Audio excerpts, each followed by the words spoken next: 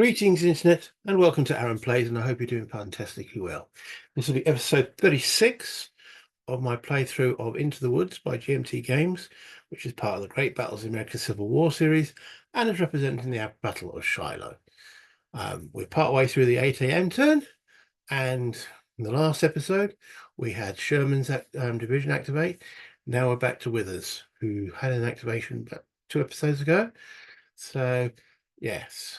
And if I remember correctly, if you've been watching, there was a little bit of a traffic jam. And we now will see if what we can do about said traffic jam. If you could do your housekeeping, the like, subscribe, comments again, definitely everything is appreciated. It all helps the channel. Let's get down to the map and see what is going on. Okay, so there's Withers chit all drawn. Now we know from the sheet here that Bragg had 3 for his efficiency, so Ruggles and Withers will each get up to 3 activation. Do remember that anything over 2 and we'll actually have a problem there, that they'll start accruing fatigue. So Withers has already had one, hence why there's one in the AM here. The one down the bottom here represents the one that wasn't put in the actual Kepi, the activation pool. So this is Withers' second activation. So let's just close that down. Let's move that off screen. And now we have a look at the problem that Withers is encountering.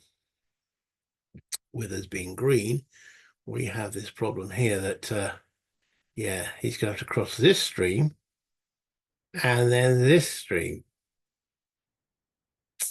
There's not really much way to go around, other way to go around that, is there? So, bloody horrible terrain. He's got 3 brigades. You've got Gladden, Chalmers, and I think there's a Jackson under there. His artillery go there. Ruggles is in the way.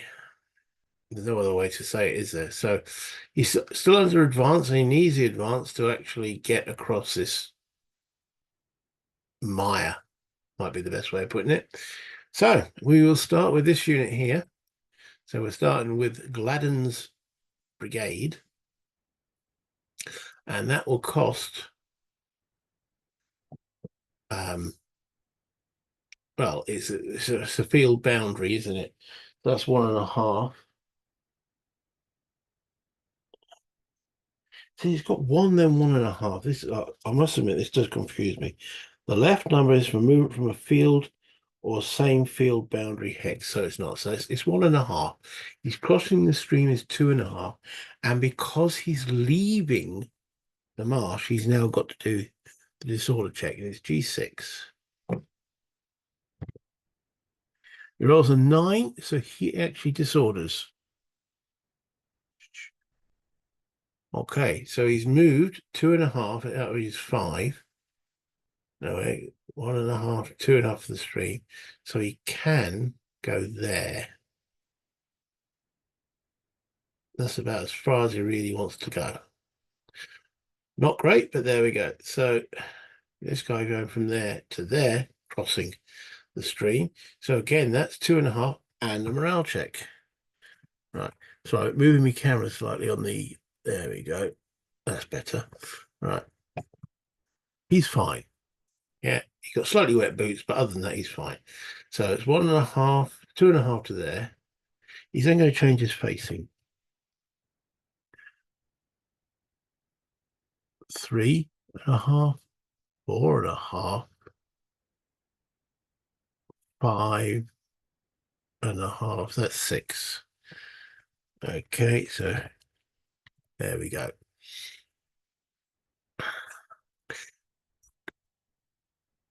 And these guys enter. See, that's 3.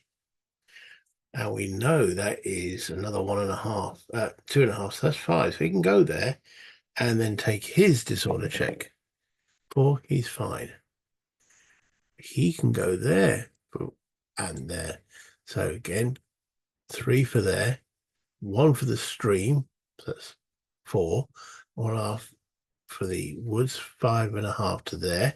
And then his disorder check, 6. He's fine. Okay, and this guy, that's a free check. 1.5, 3, 6. Is that another? No, it's glad the battery. Well, the batteries aren't going that way. So glad and get to there. And gets his little A1. Becoming an A2 now, isn't it? It's his second activation. So let's change that A1 to an A2. There we go. Delete that one. Yeah. The artillery, we might as well just stay there. We need to clear this bridge to get the artillery across, which is meant to be Gibson's job, and Gibson's hasn't activated again. They've only had one activation. That's a good point. I didn't put the A1s on them, did I? I should have done. A bit confusion. There we go. Right. So carrying on with Withers. I think that was actually part of one of the. Okay, that should be gone.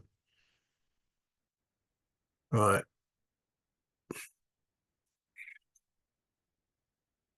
Ooh, some of these guys aren't great on the morale check. I mean, G4, 52nd Tennessee. What's wrong with those? They've just recently been given a musket and said, "Go on, off you go, boys." If anyone knows, let me know in the comments. See, got to drop it in there somewhere. Okay, so we're doing Thomas. They're staying on advance as well. 1.5, 3, 4.5. 1.5, 3, 6. 1.5. He can actually cross before getting through the marsh. That might be an idea. 1.5, 3, +1 for the stream. 4, 5.5. Yeah, so say it's traffic jam. You can definitely get there. And that is Chalmers. You only got command range of 4. Might have putting units out of command, but there we go. You win some, you lose some. All right, well, that's his A2 activation done. Okay. And then we've got Jackson's. I'm more inclined to keep them in reserve because there's nowhere else for them to go. So I think we're just going to form up in the back with them. So they're not in anyone's way. Move Jackson to there with it. So Jackson Withers needs to be so he can keep Calmers and Gibson. No, Gibson's the other blinking division. Withers, Gladden. There we go. He's got a command range of 8, which is quite acceptable at this level. So A1 becomes an A2. I'll delete that. Any more? Keep that there. Ah, there we go. 1.5. He will change facing. 2.5. Sorry, 3, and he'll get there for 6. Right, that keeps the brigade together, and we'll move the guns up. And the cavalry will just form up behind. There we go. And that's their second activation as well. So again, nothing too dramatic. Just trying to get across that stream. So that's Withers, the second activation. Okay. All button pressed. Clears the line of sight. We're getting some units across. They might actually change orders next time. Okay, so let's bring Withers up here. And do we have instant access? No. No. So I need to get the CSAOB. There we go. So Withers goes down. That's his second one in there. Drawing the next chit. Flip. Cheatham. Cheatham. That's a guy down the southern edge of the map board, isn't it? I think we might get time to do that one. So I'm trying to keep these videos at a reasonable length. Yeah, Cheatham's down here. Some units on the road, some units off the road, following behind Clark. And this will be actually his last activation. I think there was only 2 of him in the pot. So, yeah, might as well just move them up behind here on the road. Stevens. I mean, that's 1, 2, 3, 4, 5, 6. Yeah, I'm just making sure I've not timed that incorrectly. There we go. There we go. With his extended, it needs to be extended because he's got more than 7 increments, which is the stack limit when you're using road advantage. Okay. Right. Okay, let's just move this polk out the way for the moment. And the gun battery's there. Stevens will be the front of his. Cheatham, won't move Cheatham yet, because it all depends where Johnson moves, because they're going cross country. We want to keep them roughly together, so he'll go 1.5, 3, 4.5, 6, 1.5, 3, 4.5, 6. So they're going cross country, but they're going ahead of the ones that are using the road because bloody donut Clark is still in the way. 1.5, 3, 4.5, 6. That'll be Johnson's lot. 1.5, 3, 4.5, 6.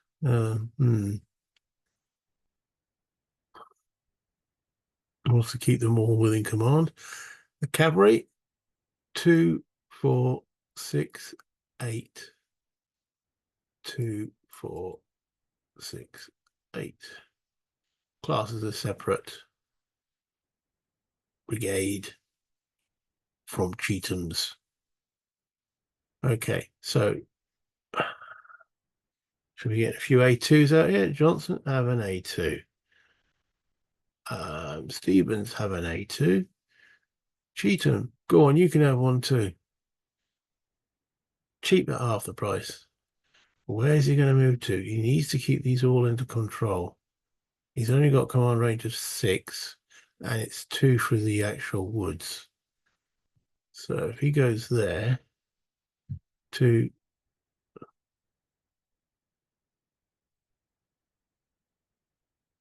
I'm not sure if these slopes slow down leaders. Better double check. Slopes. Sloping ground, no. Okay. So that would be 2, 4, 6, keeping him in command. Easily keeping Stevens in command. And the cavalry, 2, 4. Oh, 2, 4. The cavalry would be out. I see it's there. 2, 4, 6. Yeah, that's better. Okay. So the cavalry should have an A2 on them as well. Right. I think that's... Oh. Yeah, I know. I haven't marked Clark. I should have done, and I probably will do when it's his time. Okay, so that's Cheatham, and that was, that was relatively... Is there any other Cheatham's? No, that's Breckenridge at the back. Yeah, that's all Breckenridge stuff. Okay, so that was quite fast moving for a change. I suppose that's because we're starting to near some of the times what the terrain's like. Right, so let's just bring that up. And then the hat, where's the hat? Do we have the hat? We have the hat. All right, so I'm going to put Cheatham's. That's him done. really, because you've got 2 in there and he's got, yeah. So let's close that down and see who's next. It's a battlefield event. Well, we might as well determine what that battlefield event is. So let's move that to there. As I discovered in the last episode or the episode before, we actually know there's the battlefield events chart. So let's roll on there. Roll the black dice is the 10s. So we've rolled 84. 84 at 8 a.m. to 1 p.m. is looting. Okay, now I think we've had this before, but there wasn't any because there wasn't anything available. Let's just see what it says though. The Union player selects any Confederate unit at least 3 hexes away from a Union unit and within 3 hexes of a Union camp. That was the problem. Okay, because camps really need to be behind the front lines. So let's just clear the map. This is one of the big advantages of Vassal. Okay, see, we'll just do that.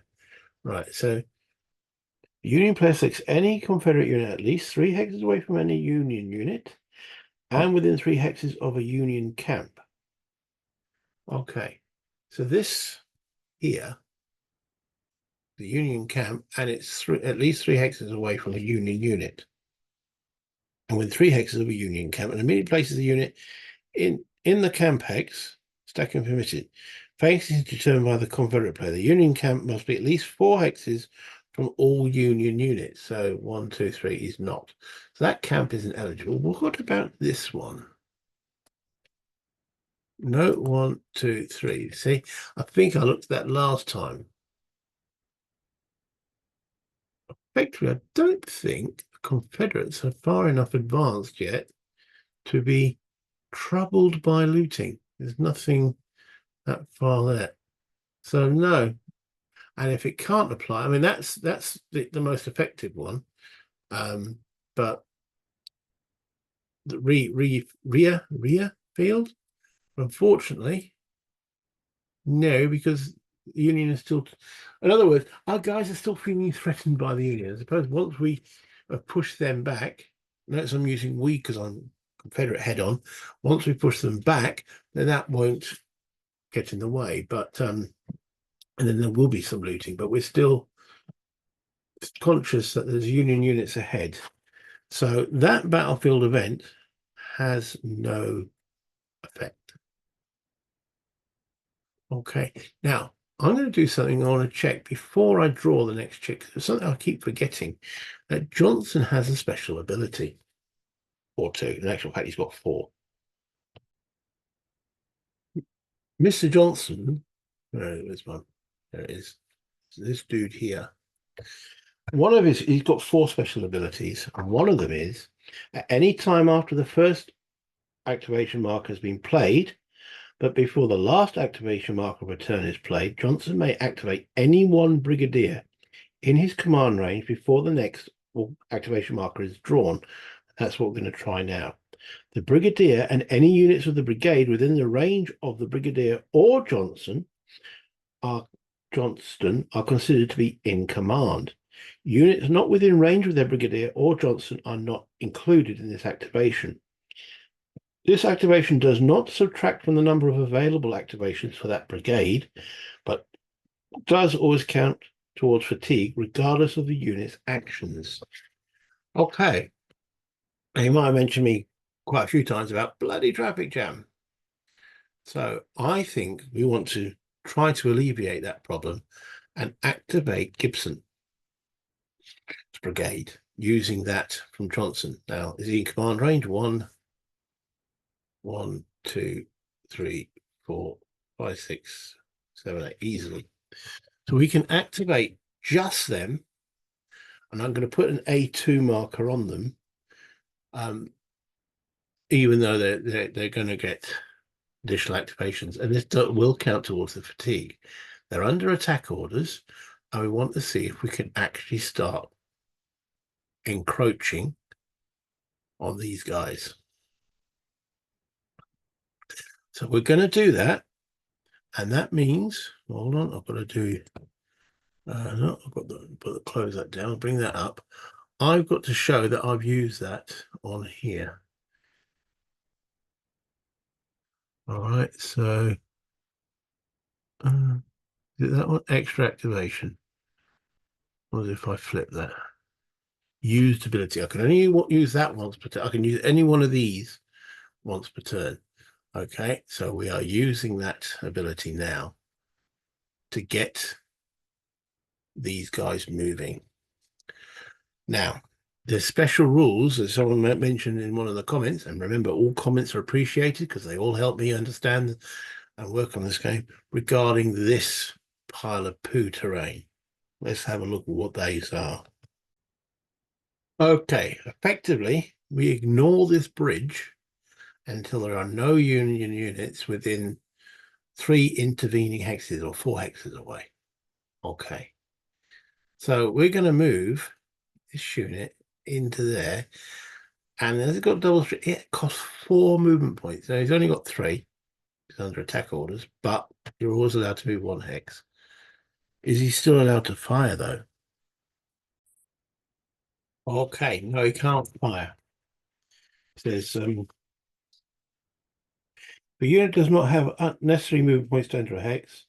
For whatever reason, it may not enter the hex. And of course, remember I said with these rules, you have exceptions. Okay, an exception to a unit under attack orders may always move 1 hex, including any and all facing changes, into a hex adjacent to an enemy unit, provided it neither shocks nor fires during that activation. So I can't fire before I do it. And it would have been able to enter that hex using its full, i.e. unhalved, good order movement allowance. So it would have been able to move into there because it's only cost 4 only. But because it's adjacent to an enemy unit, he can't fire there. So he'll be under the same restriction. He can't fire there. However, it doesn't mean he can't shock, does it? Okay, so they're going to that point. Right.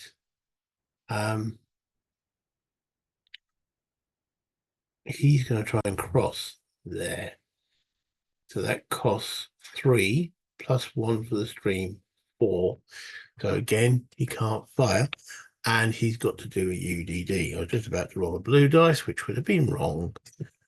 But oh, he fails. That's not good. Fails. Okay.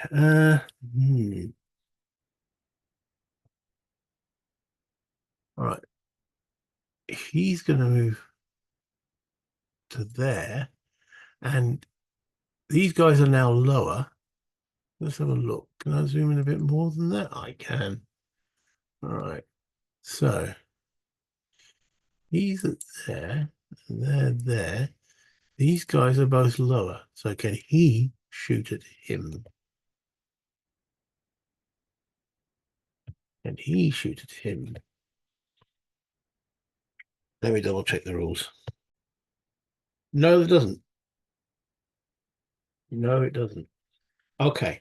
So there's a couple of little things I've forgotten, sort of. Okay, because these didn't fire on him, I didn't have him fire at them, which I think technically he could have done under the rules of approach fire, or was it only with artillery? No, he'll be able to fire in the pre-shock, but he can fire if this unit fires at him, which it will. Okay, so again, only 7 increments can fire out because that's the rules. Maximum stacking. Let me just bring up the actual charts. Fire table, I think both units are actually musket armed, aren't they? M and M, yeah. So 2 hex range. Just remind you, they're at -1 for firing at the muskets. Firing muskets at 2 hex range is -1. However, the intervening terrain is below their level. So it's not interfering. So effectively, both sides have got clear shots. Both sides are occupying woods, so both are at -1. So it's effectively -1 for the range and -1 for terrain. That's it. So it is simultaneous, but we'll resolve it one at a time. We start with a Confederate. I presume they'd like to roll another 9. So we're on this chart here with -2.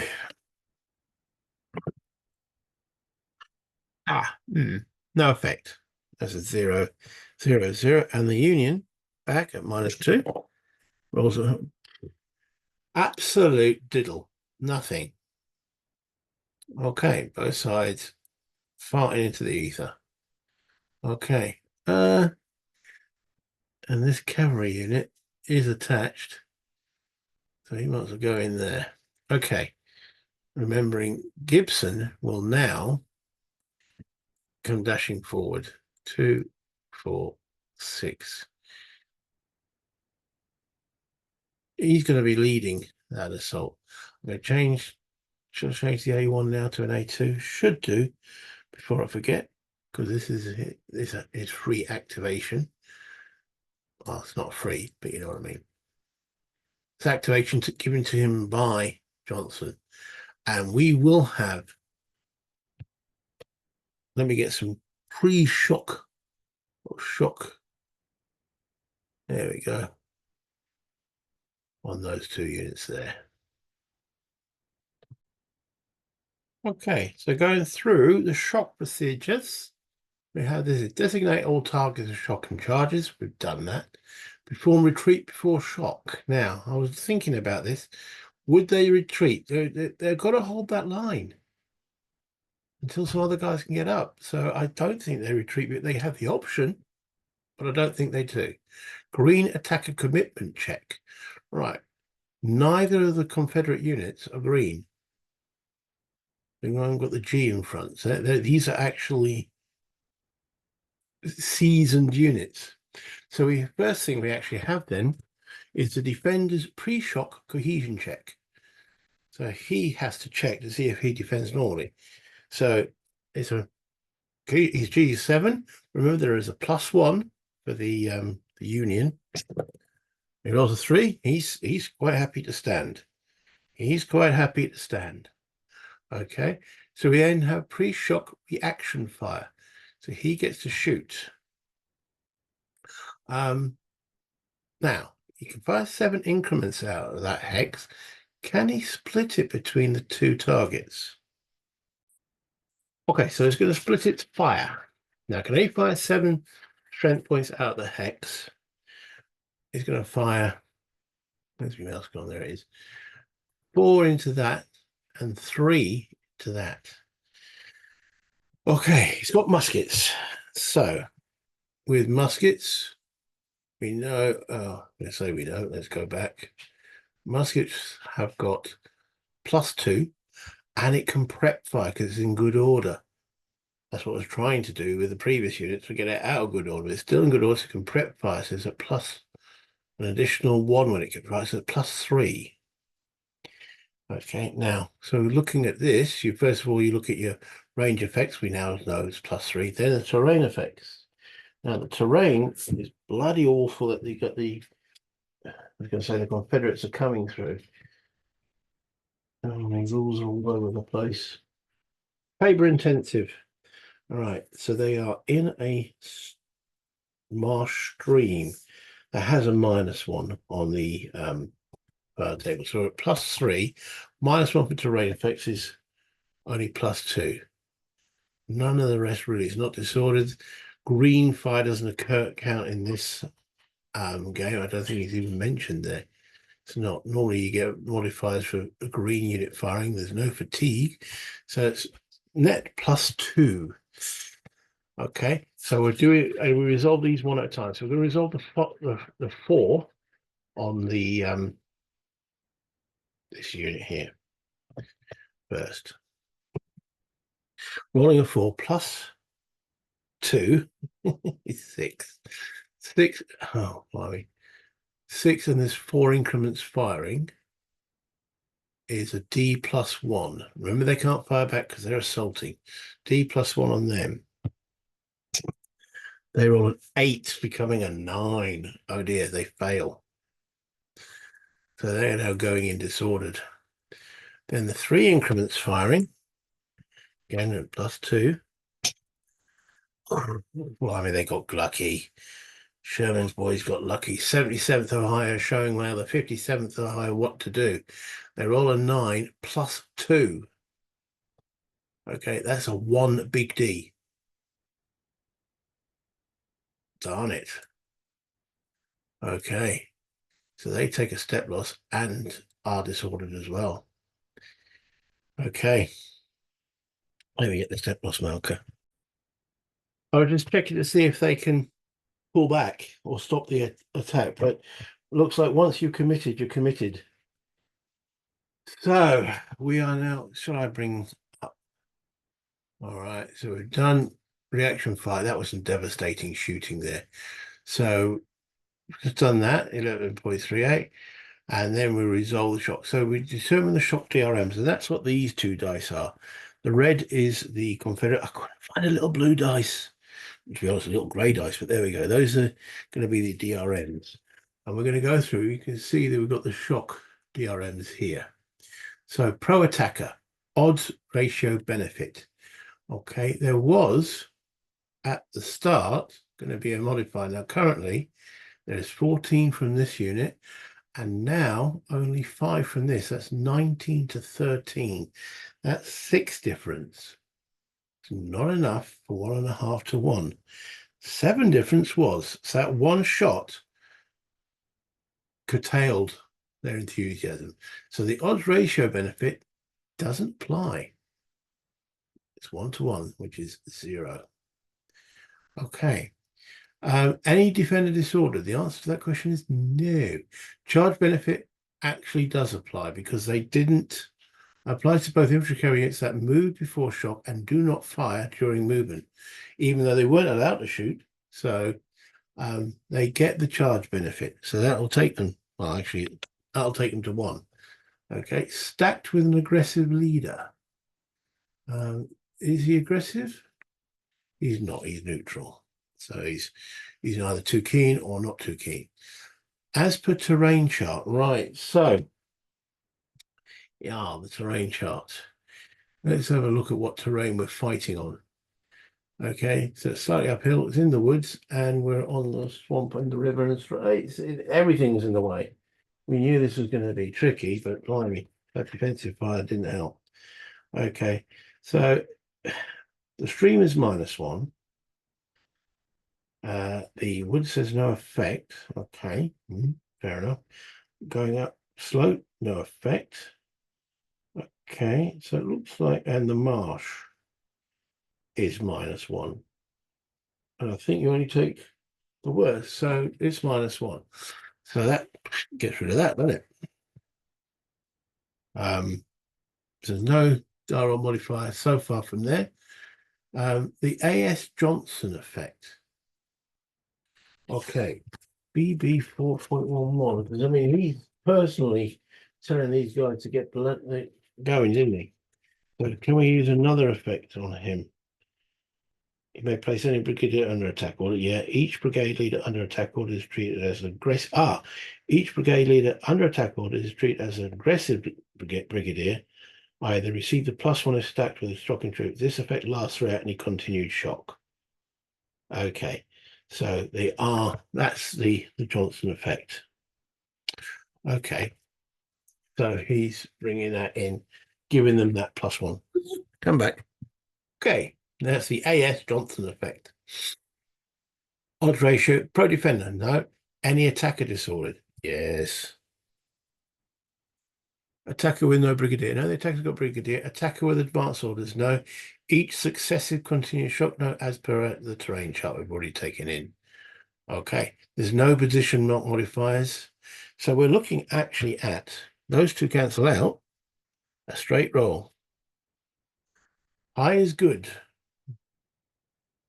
High is good. Straight roll. A 9. Okay. Defender retreats.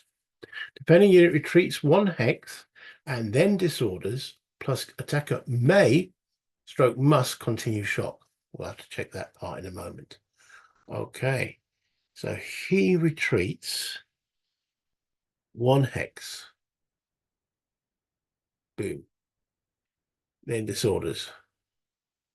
Okay, and they can advance and then continue. That's what we need. And then disorder. Plus attacker must continue shock 11.47. I better double check that.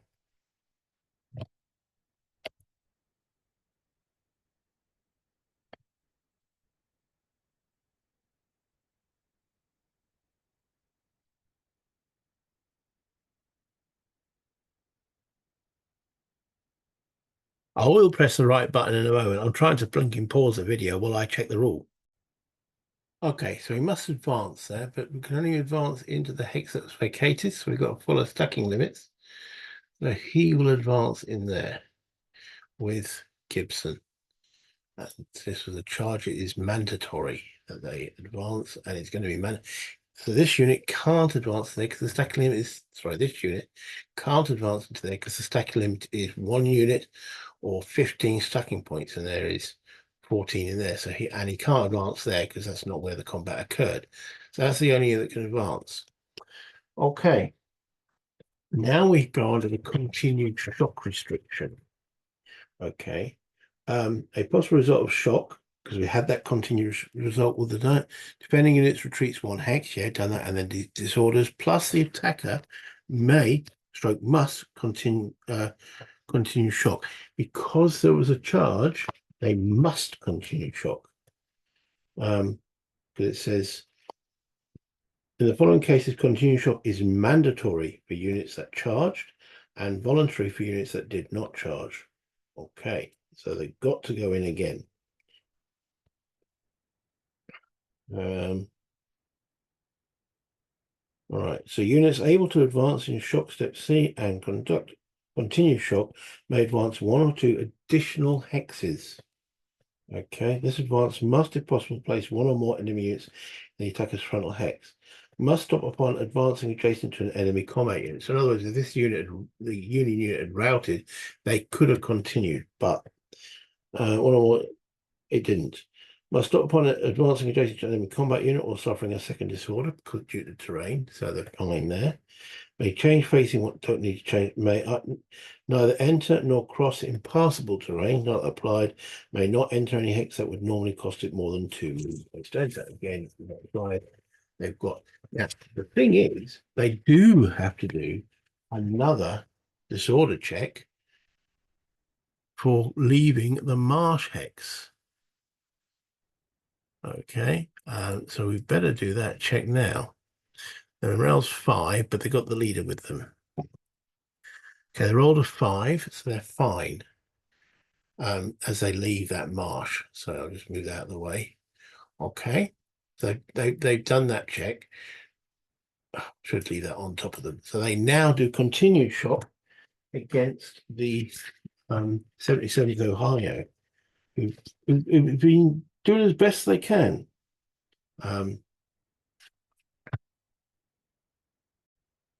Okay, so they move in. They don't move any further. If already adjacent to an enemy unit after the advance in shock stop, no further advance is possible. So that's where they end up. Upon finishing the advance, the units must then shock all enemy units in their frontal hexes. Okay, they're following the standard rules for you go through all those steps again. Okay, though there are a few steps that get missed. So we don't have to designate. Perform retreat before shock, can't. Okay. It could do actually upon finishing this step.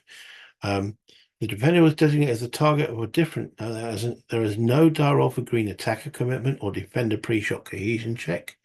Okay. Pre-shock reaction fire. Get to fire again. 11.38. No, because they've already used it once already. Okay, So we're actually going straight to the shock then. And now it's going to be not so good for the attacker. Okay. We're looking, so I've done that. Size of the units. Right, so let's move these counters out of the way. So it's, right, so it's 14 v 13. So it's 1-to-1. It rounds in the favor of the defender. Oh, that's a good point. Well, oh, that is a good point. Did it round in favor of the attacker last time? Because then it would have been an extra +1. No, they would have done unless the defender was getting benefit from terrain, which they were for the stream and the woods and such forth. So no, no, no. All right, so we're back to the odds. So it's 1-to-1. So no modifiers there. Okay. So any defender disordered? Yes. 1 point. Charge benefit doesn't apply anymore. Applies only in that first round. Okay, yeah. So the charge benefit no longer applies. Applies to both do force shock and do not fire during. Yeah, it doesn't. Well, I'm sure it doesn't apply now, but again, I've just got to double check. Yeah, it does say the +1 EM does not carry over to continue shock. Okay. Stacked with aggressive leader. Yes, we've got that one because of the Johnson benefit, as per the terrain chart. Okay. So they're not going to get any modifiers in their favor for the terrain. That's what it's referring to. And the A.S. Johnson effect actually is stacked with the aggressive leader. Okay. Odds ratio benefit for the defender, no. Any attacker disorder? Yes. Okay. Attacker has no brigadier. They do. Attacker with an advance orders. They're not. Each successive continued shock. It is a successive continued shock. Okay. And as per the terrain chart, let's have a look at the terrain that we're now in. Hold on. Defender is in open ground. Well, it's in a field boundary hex. Okay. Shock says NE. There's no effect. So again, it's a straight roll. The 2-2 cancel out. Okay, so the Confederates want high, Union want low. This is a Confederate activation, so I am the Confederates at the moment. I want high. 4. A bit crap in it. Straight roll. 4. Let's have a look. Bloody standoff. Each side loses 1 SP, total, not from each unit, and is disordered. If more than 1 unit is involved on one side, apply the step loss to the unit with the highest cohesion rating. Artillery unit, that's not. So each side loses 1 SP and is disordered. Also, we're going to get second disorder rolls here. Okay, so that's the 13 becomes a 12. So I need a step loss marker. There we go. And I better do some, I'll modify both of these now. So let's put those there and I'll be back. We're not putting them underneath just yet because there might be additional losses. Okay, so now I'm going to bring the second disorder table up because we've both got to do disorder checks, UDDs. So let me just bring that up. We're on here. All right, because they're both disorder again, and because they're disordered, it's now shock table results. It is. So they both roll a UDT. If they pass, they lose 1 SP and retreat 1 to 2 hexes. They fail, they rout. Is that correct? Nothing else moving through hex, top unit, no. Reaction phase, reaction move, retreat before shock. Pre-shock cohesion check, no. Shock is a shock table result. So that's what we're looking. Pass, lose 1 SP, and retreat 1 to 2 hexes. Okay. This could be nasty. So we will do the Union first. Their morale is 5. And remember, there's a +1 on this dice. They're all a 7. So they fail. And with that fail, it was roll UDD. Pass. Fail is a rout. He routs at that point. Okay.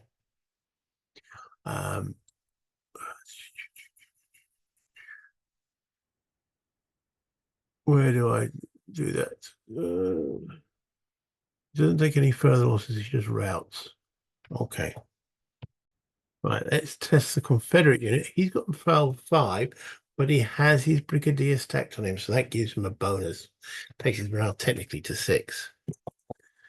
He rolled a 9, so he also failed.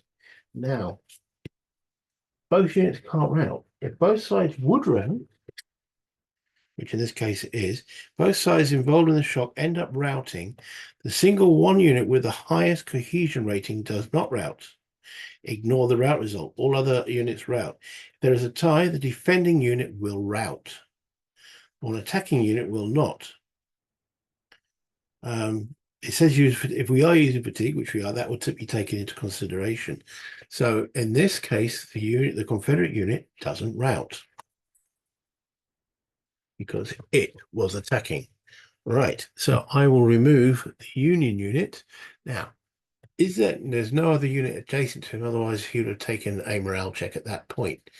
So let's just got to bring up the Union chart. Where's the Union chart? There it is. Okay, so I remove him from the board. So that's pretty much most of that division, Hindman's division, gone. Okay.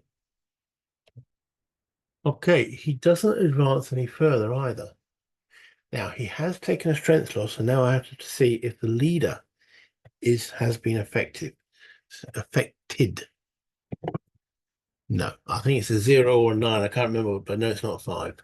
So leader's fine. Okay. Now, all the shock for that activation is finished. We go through to the last step, which is the automatic disorder step. Okay. Somewhere in here, what's this last page? Right, apply post-shock automatic disorder. At the conclusion of each shock attack, or at the end of a series of continued shocks, if applicable, the additional results below are applied unless the affected unit's routed. Okay, so affected only attacking units. All attacking infantry and dismounted cavalry in good order are now automatically disordered. They're not.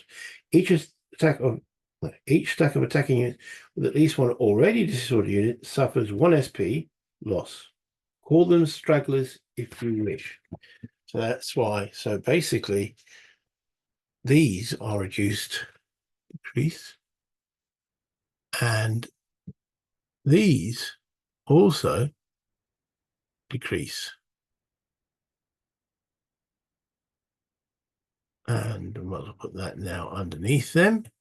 And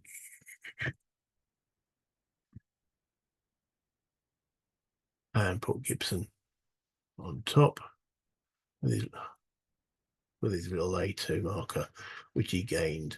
Thank you to Mr. Johnson. Those get removed. And that finishes that little bit of activation by Mr. Johnson himself. Thank you very much. I think the last thing I've got to do for that activation, bringing up this sheet, is we did use the automatic auto attack orders, no aggressive brigadiers, didn't we? There we go. Flip that one. Ability use. So you use 2 of his abilities, but they are now across that stream. I thought I'd just delete them.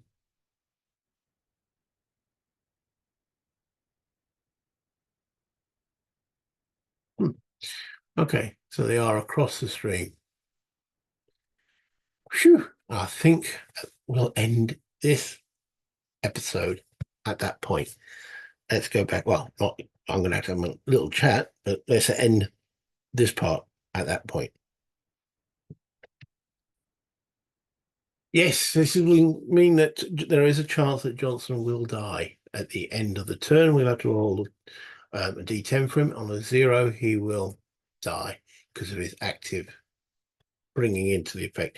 After 12 o'clock, and we do that, he'll die on a 0 or 1. So it is a risk, but it did give them that extra activation, which got them enough oomph to get across. And that means when Ruggles' division goes again, they can push on. Unless Sherman, because his division's still got to go again, gets in the way. So it's just I just love the way it interacts and interferes with each other. Just create that churn that you just don't get in most war games. Even a lot of AM chip pools normally only have one AM. This one you've got multiples, and all right, in a face-to-face game, you don't even know how many your opponents have. I do, so I'm playing both sides. I'm trying to play it both sides without totally dominating by what they've got. Trying to make it as fair in my mind as those guys, and I hope you appreciate that and enjoy that, and it comes across. There's a lot, as I've said with these rules, is going to be a lot of I've got to double check that, and I might double check the same rule 4 or 5 times because there's subtleties of the wordings. It's not an easy system. However, it's not a difficult system either. How can that be? The system in its basics is quite straightforward. Okay. It's the exceptions and the edge cases that make it difficult. So to get this to a table and to play and just start playing is quite straightforward. Once you start getting into the nitty-gritty of what affects what and how does that affect this and what that affects that and so on, especially with the bloody special rules, which is a huge tome in itself, it baffles me. I'm trying to think back to the original system. I'm actually been picking up 1 or 2, and they've got like 10 or 12 pages overall. There may be an exclusive page, one page.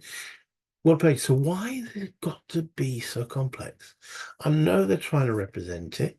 Does it need that the artillery is split into their 2 little separate batteries there? Does it need it? Couldn't they just amalgamate an average result? And I hear that there is a simple Great Battles of the American Civil War. Do I want to have a look at that? At the present moment, no, because I actually am quite enjoying the crunch, the detail. And if I was to introduce this to a complete and utter newbie, I'd probably say let's try something a little bit easier.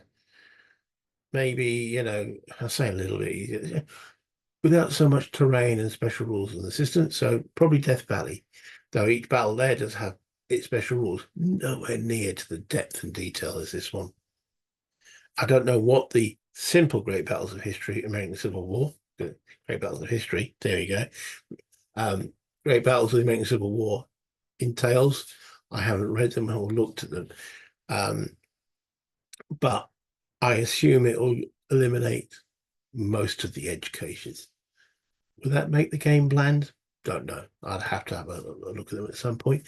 But as I say, I am enjoying these and the detail and the crunch, and I hope you guys are too. But you've got to be patient with me because I don't have someone here saying, no, that's not right. Okay. Apart from my own mind when I'm going, no, well, let's come in this side, no, coming in. So it can be a bit tricky. I will be making mistakes. The whole point is to try and minimize those. And again, any comments from you guys always helps, pointing out things and so on. So yeah, and we had a proper assault across that river. I think I did the march thing right. They had to check for disorder and they passed it. They got through and we're in. So yeah, when I've got to the Confederate chit and I'm doing things with I am Confederate. I will be working as best as I can for them. Obviously playing the rules for the Union. When it comes to the Union's fire, then I'm fighting, want them to roll high. But when it's a Union chit, then it'll be reversed. So yeah. Anyway, if you can do the housekeeping, the like, subscribe, and the comments, all appreciated, all help the channel. But until next time, play games, have fun, buy internet,